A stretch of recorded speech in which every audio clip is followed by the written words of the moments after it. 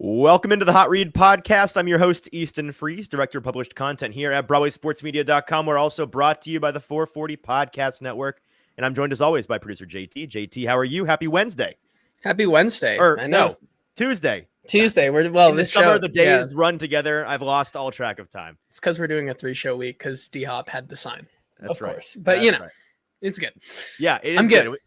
Good. And we've got a great show today. I'm excited to continue our AFC South preview series with the Jacksonville Jaguars. We've got a great guest today who, without further ado, I'm going to bring on in.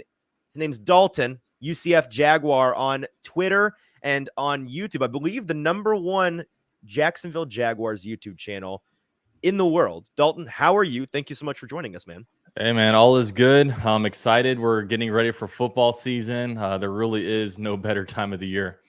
Yeah, no, absolutely. And I'm sure you're like us, just the days cannot pass any faster. We are officially exhausted by the dog days of summer, ready to get into some ball, and we're so close. Yeah, absolutely. I know for me, I think my least favorite time of the year is this time of the year where we're just projecting everything. And I mean, for me, I think talk is so cheap. You know, sure. I want for them to show me what they can do as opposed to me telling them what they can do. You know what I mean? Yeah, absolutely. And it's impossible not for things to just feel so repetitive at this point. It's desperate for training camp. Maybe not the most exciting thing in the world, but really an oasis in the desert compared to the last 6 weeks or so. So we're going to go through all things Jaguars today. That's why we brought you in. You are the resident expert, and this is a Titans-specific show, Nashville-based show. And so the point of this series, for folks that maybe hadn't tuned in to previous episodes, is we're going to get the lowdown on all things Jaguars, kind of a 101 class on the 2023 season for the Jacksonville Jaguars. We're going to talk offseason. We will talk roster construction, ranges of outcomes, all that good stuff. And we'll get, good information from the source, from a guy that really knows what he's talking about in Dalton. So excited to do that. Dalton, how about we start with the offseason? Jaguars, maybe the first time in recent memory that their offseason outside of the draft, where they had a gajillion picks, more on the quiet side, a team that is kind of put together at this point, certainly more put together than they had been for years recently, not going out and making huge free agent additions because there wasn't really a need for that. You've got a pretty decent core set up. Was there anything of note from the Jaguars offseason outside of the draft that you feel people should know about? I mean, I was kind of expecting the offseason to go the way that it went. When you looked at 2022 free agency, the Jaguars spent like the most guaranteed money of any teams ever spent in free agency. And They pretty much did like 2 years worth of free agencies in 1 year. And I mean, look, the Jaguars cashed in pretty well on it. Pretty much everybody exceeded expectations in a lot of ways. So, this offseason, we were more worried about, okay, like, how are we going to retain our talent? I mean, you saw that we lost Jawan Taylor, our right tackle, which stinks, but we did get a 3rd-round compensatory pick for next year. So that wound up working out. And then he looked around and he said, okay, the next big guy we had to figure out how to keep is Evan Ingram. And they threw a franchise tag on him. And with the deadline of, you have July 17th, 17th. to be able to sign him to a long-term deal. And the Jaguars got it done the day before on Sunday. So he's down for a 3-year deal. So yeah, I mean, it's exciting right now. You look now, you got to figure out how to retain your next wave of free agents. It's going to be Calvin Ridley and Josh Allen now are going to be the 2 big guys with, expiring contracts. So yeah, quiet off season, but it feels like we have a good nucleus right now to kind of make a push forward. Let's talk about the draft, because that's the most change for this team, I think, from an offseason perspective. Had a ton of picks. We do a lot of draft coverage on this show. We went to the combine. We make it our deal in the spring, and kind of in review of how the AFC South did, kind of a wide variety of different draft tactics, I think, taken by different teams in different situations.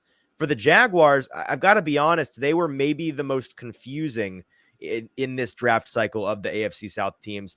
It's kind of 50-50 just looking at their picks and the prospects that I did and didn't like. For example, they go with their first pick in the first round, 27th overall, Anton Harrison.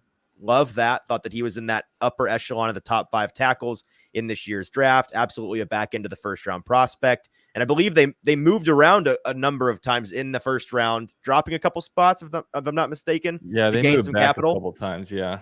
Right. And so they move around, get some extra capital, and get that tackle prospect for the future, which I'm a huge fan of. But then the second round, they turn around and draft a guy who I didn't really have anything against as a prospect from an evaluation standpoint in Brenton Strange, the tight end out of Penn State. But man, at 61 overall in round 2, what was the reaction to that from Jaguars fans?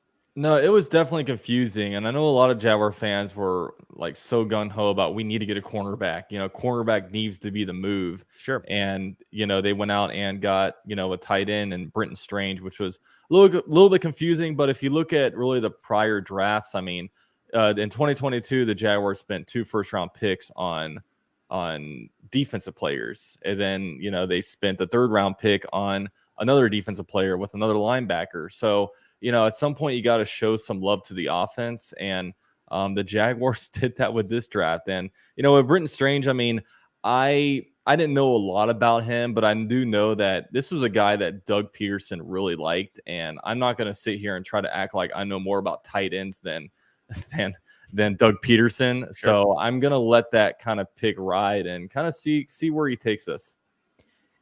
With him being such a highly drafted player, like you mentioned, the Jaguars do lock down Evan Ingram to a long-term contract at the buzzer earlier this week, so that he's obviously going to continue to be a focal point of that offense.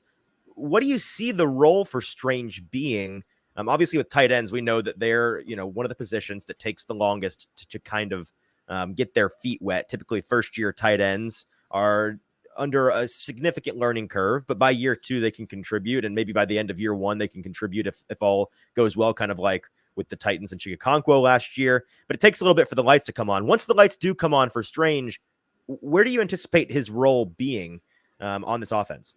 Well, man, I think his immediate impact has to be run blocking, because when you look at the Jaguars tight end room last year, you had Evan Ingram, Dan Arnold, and Chris Manhertz, all 3 guys that were under expiring contracts, and all those guys outside of Evan Ingram is gone. And Chris Manhertz, not a lot of people show love to the blocking tight ends, but he was a pretty pivotal part in the Jaguars offense when it comes to run blocking. And the Jaguars lost that piece and didn't replace him with anything in free agency. So you got to think with a 2nd-round tight end, with Evan Ingram being able to do what he can do in the pass game.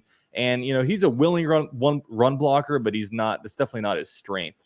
So I think early on that Brenton Strange does, contribute in that run blocking role. And then, I think he can help out in the pass game a lot too. I know Doug Peterson loves to run 21 personnel with 2 tight ends. Right. So he definitely, when he was drafted, I know that Doug Peterson has a role in mind. And, I think that, they're going to eventually turn into kind of the dual threat tight end that every team really wants. And, tight end is a very, very difficult position to scout. I mean, you look at the NFL now, and the best tight ends in the NFL aren't really 1st-round picks. Sometimes they're usually found in like 2nd, 3rd, 4th round. Some of them are like basketball players. So it's really, really difficult. And you look at it, there's probably more great elite quarterbacks in the NFL than there are tight ends. So yeah, it's something that got to be a little bit patient on and kind of see what kind of role gets carved out.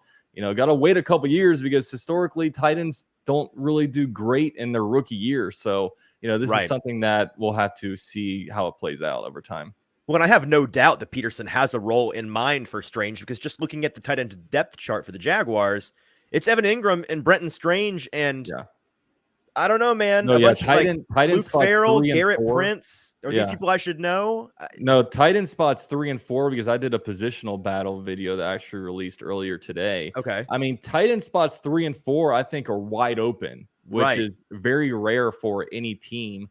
I mean, Luke Farrell's been on the team a couple years. He was a 6th-round pick in 2021 out of Ohio State. So he has tenure on the team. But sometimes tenure only takes you so far. So if you're a tight end out there looking to find a job or a role, and you want to find a legitimate team that you can make the team on, I imagine you'd want to flock to Jacksonville right now, because there's some spots open. Yeah, absolutely. So I liked the Harrison pick in the 1st round. Strange, I had some questions about, and then flip-flops again. I'm a big fan of the Tank Bigsby pick in the 3rd round, 88 overall, the running back from Auburn. It's an interesting position for the Jaguars, the running back position. You have James Robinson burst onto the scene was he a UDFA or was he a late round pick? He was an undrafted guy. Okay, undrafted guy burst onto the scene in his rookie year. I think he had 1,000-yard season. Everybody's like, oh, look at this guy. He might be, a diamond in the rough, bell cow back of the future.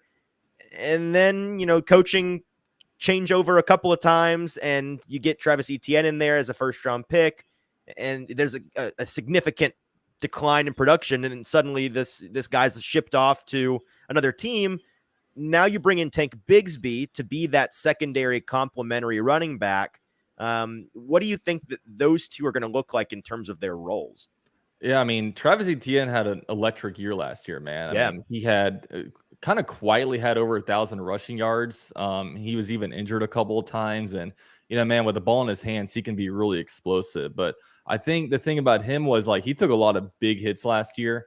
And I don't think they want him kind of taking those kind of hits. And when you look at Doug Peterson, when he had success with the Eagles, he didn't have the primary dude. He had like 3 different running backs with like very, very distinct roles. And I think that's what's going to happen here. I mean, I think Etienne's going to be your, all-purpose guy when it comes to, most yardage on the season. But, I think if you're a Titans fan looking fantasy-wise, I think that Bigsby might be a little bit of a pest for Etienne, because I think Bigsby's going to get the 3rd and 1 carries or even like the goal line carries, because, I don't think that they want Etienne taking as many hits as he did last year. So, sure.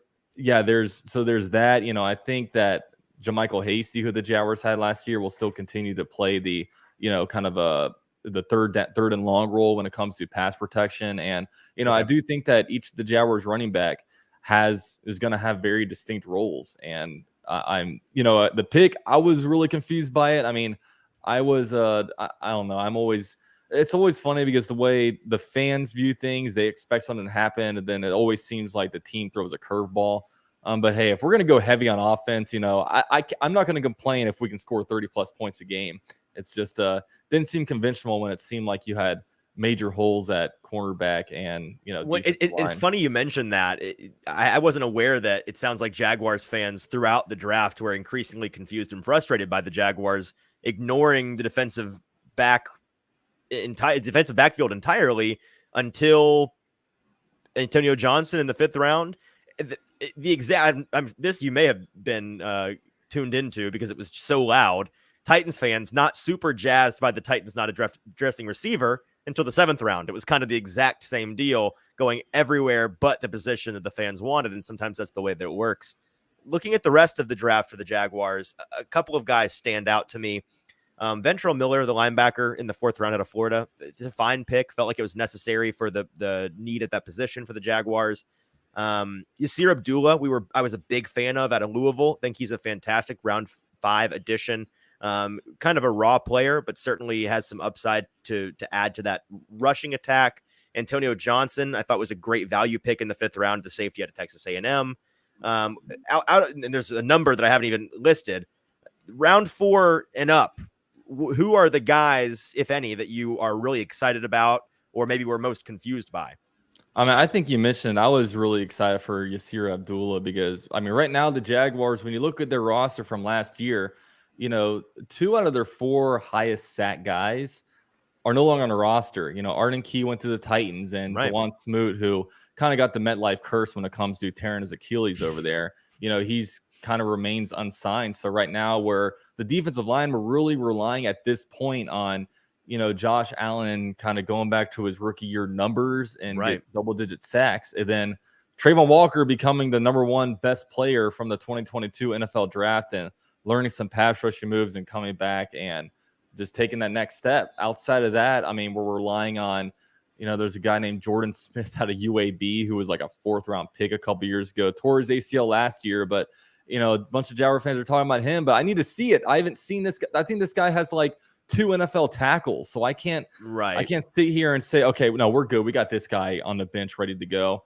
You're relying on just, Caleb Von Chason from like the 2020 draft, who's been awful. And then, so there's going to be some real opportunity for Abdullah to come out and, potentially be that, like, come in on pass rushing situations and, really hopefully surprise some people. I know the thing I was confused about was, like you said, Ventrell Miller, just because it was the first pick of the day for the Jaguars. And, last year at linebacker position, the Jaguars traded up in the second round to get back into the first round to get Devin Lloyd, a linebacker. It's like, okay, linebacker, I understand it's a need. And then the next pick in the third round, they went out and got Chad Muma, another linebacker. So we're like, okay, I guess we're going to have the best linebacker team. So after a really confusing, day one and day two, maybe not day one, but day two of the NFL draft where you go tight end and running back, the first pick of day three, you pick a linebacker. And it's like, oh my God, when is it going to end? So yeah, those were some confusing ones. I know Ventrell Miller. I mean, I live in Florida. There's a bunch of Florida Gator fans that are Jaguar guys. So a lot of us know about him, but it was an interesting day three, but really day three for me is all about, throw out positional needs. Just go out there and get, some sleepers on your board. Sometimes when you get a guy in the 5th round pick, you just at the very least hope that he becomes a core special teams player. In 7th round, you're drafting cornerbacks that ran a really fast 40. So it's it's a crapshoot and on day three, that's for sure. So let's transition to some roster evaluation and looking ahead to this season. From a 10,000-foot perspective, I think the best place to start out here is I want to hear your thoughts on some ranges of outcome. We preach religiously on this show the foolishness and really just the silliness of hard and fast record predictions, as well as okay, this is this team. Ceiling for this team, they can win one playoff game. Whereas the beauty of this sport is that it's any given Sunday and you really don't know.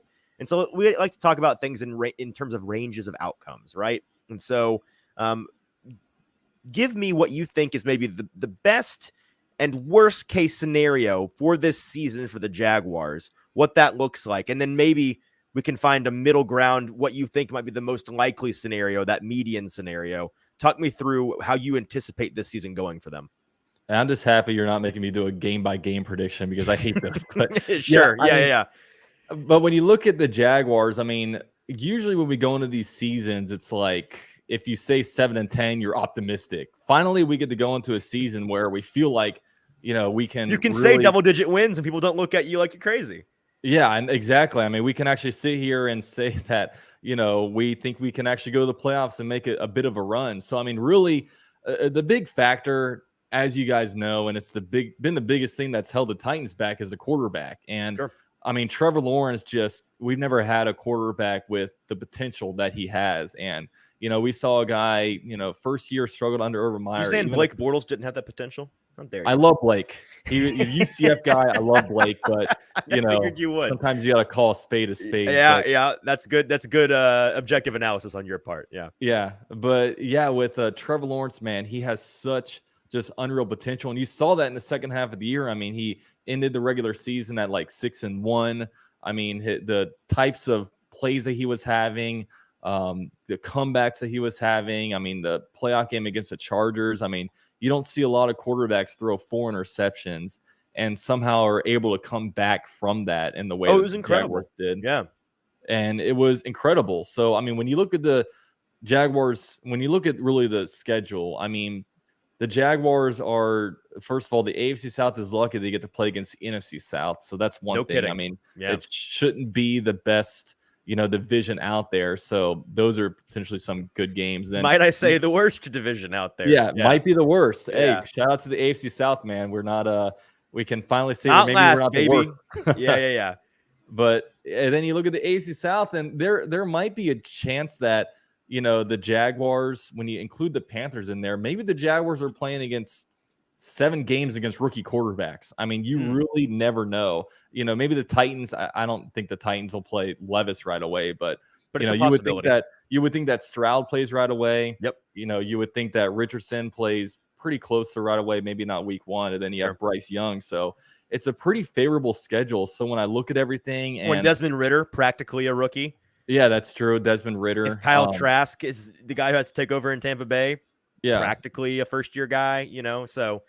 Yeah, so I mean, the Jaguars do have the first place schedule. So of course they play the 49ers, which is tough. Sure. They play the Bills, which is going to be tough, and of course, the Kansas City Chiefs, who were defending Super Bowl champions. But I mean, when I look at this thing, I mean, I really think ceiling could be 13 wins. I think that the Jaguars could really I don't think that's crazy. No, I think they can make that step forward. And look, I mean, offense is king nowadays, and you have not only do you have the quarterback, but you have the head coach too with a proven track record, which last year we shouldn't have done as well as we did last year, but we somehow did. And then, but when you look at the other side of things, we're still the Jaguars. Real quick, can I inject one? Keep this prompt in your head, but one thing while we're on the high end, this is a question that I like to ask. If I were able to peer into the future and tell you, yes, the Jaguars do win 13 games this year, what would your guess be as to what the primary thing or things that led to that success? Is it a specific player, a specific position group?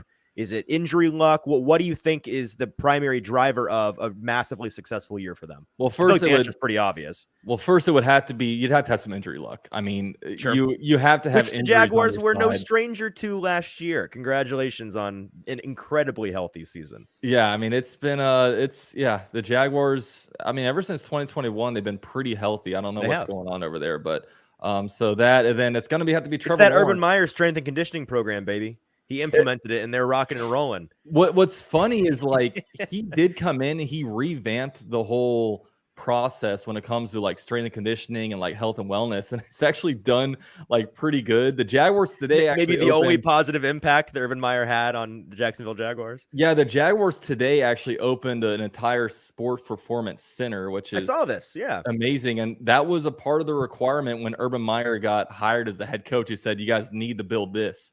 He said, "Whatever you want, Urban, you're the truth." And then yeah, he wasn't the truth. No. But yeah, I mean, I would have to be if the Jaguars were to reach the 13 wins, it's going to be Trevor Lawrence. I mean, there are all kinds of projections with him. Like, is he a top 5 quarterback? I mean, he certainly can be. It's just all about is he? At this point, it's does he have the right tools to be able to do it? The Jaguars have the right pieces around him on offense. I mean, you brought in Zay Jones, Christian Kirk, and Evan Ingram. Those guys had massive years. All those guys had career years last year. Right. You mix in Calvin Ridley into the mix. And then small deal there. Yeah.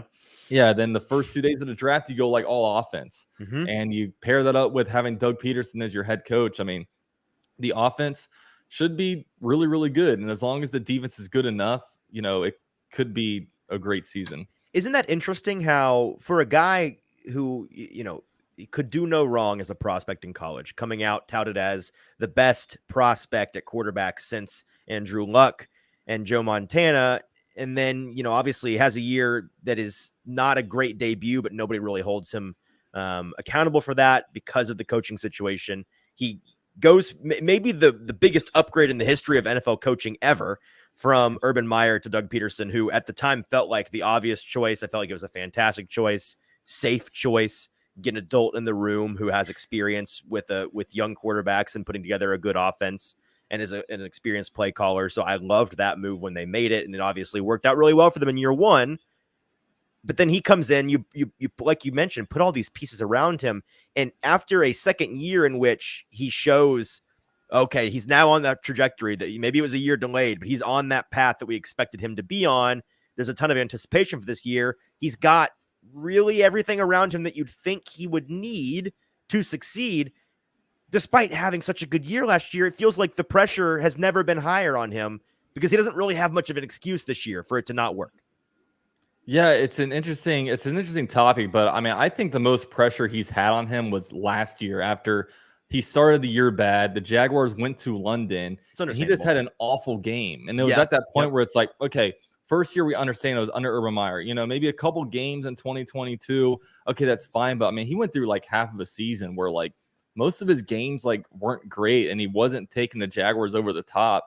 And then for the first time in his life, he legitimately heard the words like bust and that kind of thing. And he put out, a letter on the Players Tribune saying that he heard the noise. Like he heard that, what people were saying about him. And he was like, wow, this is the first time like I've ever like really heard this. And when he got drafted, they asked him like, do you feel any pressure on yourself? And he's like, I've never like really had pressure. I've always been like the best. So, from that point, he said, look, I am holding my team back. I am the reason why this is happening. So, he took it upon himself to, I guess, do something different, where all of a sudden, after that game, he just became a completely different player. And I think the Jaguars went like 7-2 after that. Right. Obviously 1-1 in the playoffs. And I think at that moment, there was a lot of pressure for him. So, I mean, with this year, yeah, there's going to be pressure, but I don't know if it's any more pressure than what was last year. I think after last year, he got to breathe a little bit. Now I think he's like, okay,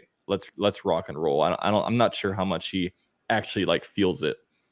That's fair. So let's go back to the original prompt here. Worst case scenario for this team is what?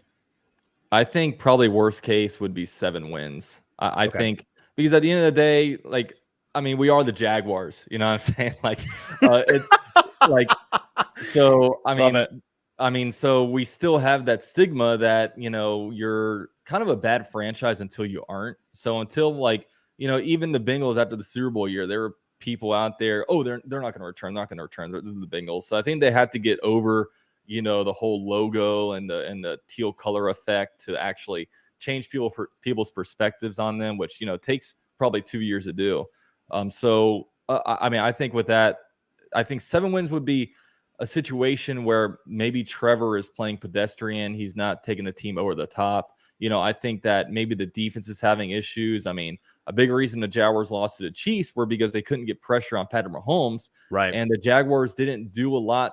They didn't really do anything to address the defensive line. We're really hoping now that Evan Ingram is under a new contract, maybe we can go out there and find like Yannick Ngakoue or one of these guys just on a 1-year deal to come in here, rent them for a year, like a veteran, to kind of get them to kind of move things forward. And then we can, kind of reevaluate the position in a year. But yeah, it would have to be that, look, this team is, Trevor Lawrence didn't take maybe the next step. The defense is just a huge liability, and maybe the schedule being harder than we thought. Maybe, sure. The Titans are, a lot of people are writing out the Titans. I still think the Titans are a good team.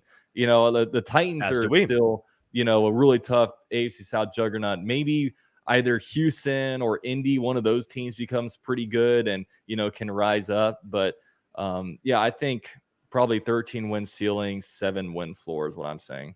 And is there any specific player or position group that I peer into the future? I tell you, they win just 7 games this year and things really don't go the way folks are expecting. What are you most likely to assume is responsible for that? I'm going to assume that we can't get pressure on a quarterback. I'm going to assume that in critical moments, yep.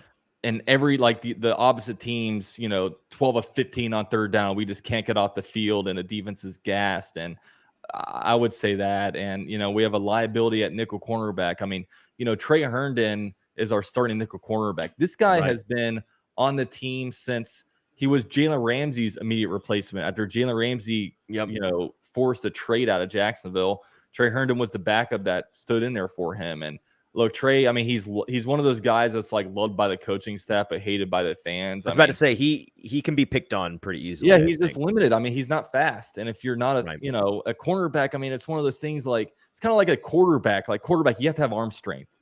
Cornerback, I think you have to kind of be fast so you're not just getting burnt on these slant routes or over the top. It's one of those things.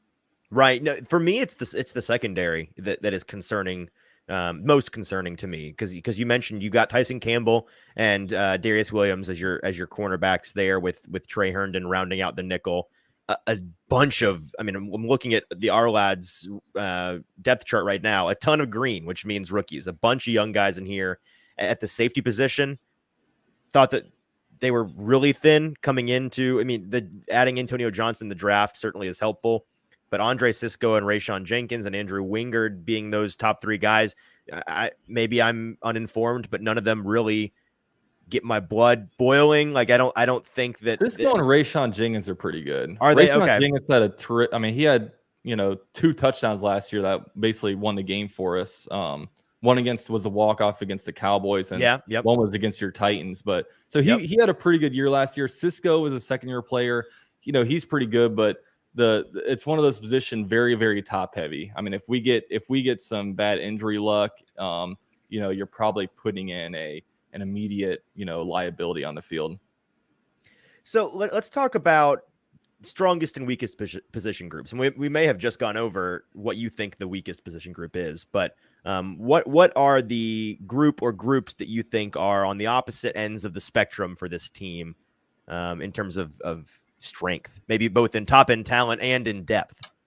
Yeah, I think our best position right now is wide receiver. I mean, you look at, last year was a great unit, everyone baffled at the Jaguars is saying, "Oh, you overpaid Christian Kirk." But I mean, I don't think the Jaguars make the playoffs without Christian Kirk. And you kind of overpay for free agency. So Christian Kirk, both things can be true. You could have overpaid, and also he was a very valuable addition, right? Yeah. So there was that. Zay Jones had a really good year. He had himself a career high. You can even throw in Evan Ingram into the mix because he's essentially a wide receiver in a lot of manners. And then you bring in Calvin Ridley, who I don't know if a lot of people forget this, but Calvin Ridley is a pretty good player. Yes. I mean, and he's come in. I mean, he is in shape. He is a guy that, he didn't quit football. He didn't leave football for the lack of loving football. He just left because he was in a, he's another player to put a Players Tribune letter. I mean, he was in a really, really bad space, mentally, and got away from football. But now, he's coming in, he's fired up and ready. And, wide receiver, I'd have to say, and that's another thing where it's a position where they're very old. I mean, you not very old, but experience, a lot of experience. Yeah. When it comes to, Christian Kirk being on his second contract, Zay Jones being around for a little bit, Calvin Ridley's been, around for, several years now. So it's definitely a position where it has a lot of experience, and, with Trevor Lawrence throwing him the rock, it should be really good. And, like I said, I think right now, like edge rusher is the weakest, because right now, like there's Josh Allen and like Trayvon Walker and like nobody else. You're relying really heavily on those two guys. Yeah. Allen returning to his rookie form and Trayvon living up to that billing, right? That's going to be needed, or else they're in trouble.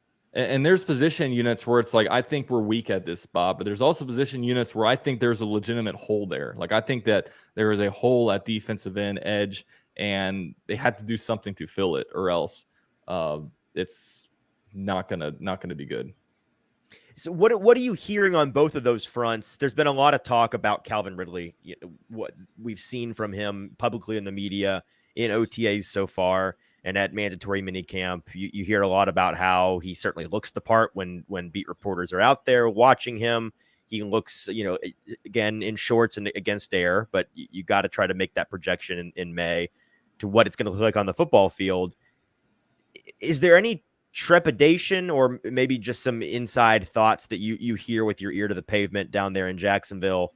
Yes, he's a star, and I think Tennessee fans forget, when he burst onto the scene, there was a lot of talk here in the Nashville media market comparing young AJ Brown to young Calvin Ridley. Like, they were both really fantastic budding stars, and there's no reason besides time off really to believe that Ridley hasn't lost it.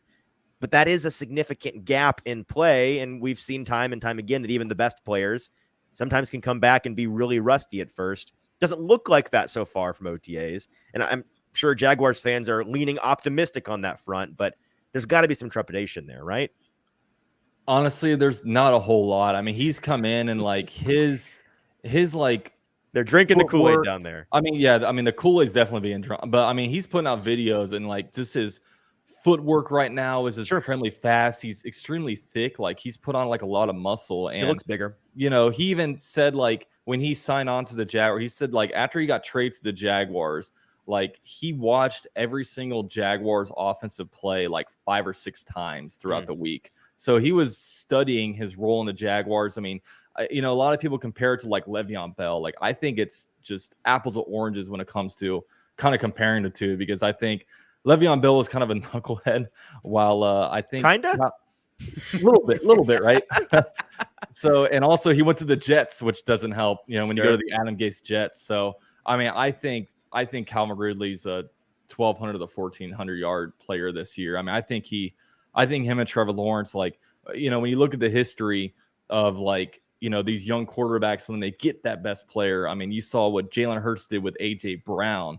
I mean, you saw when Josh Allen brought in like Stephon Diggs. Yep. You saw these quarterbacks, even Tyreek Hill with Tua.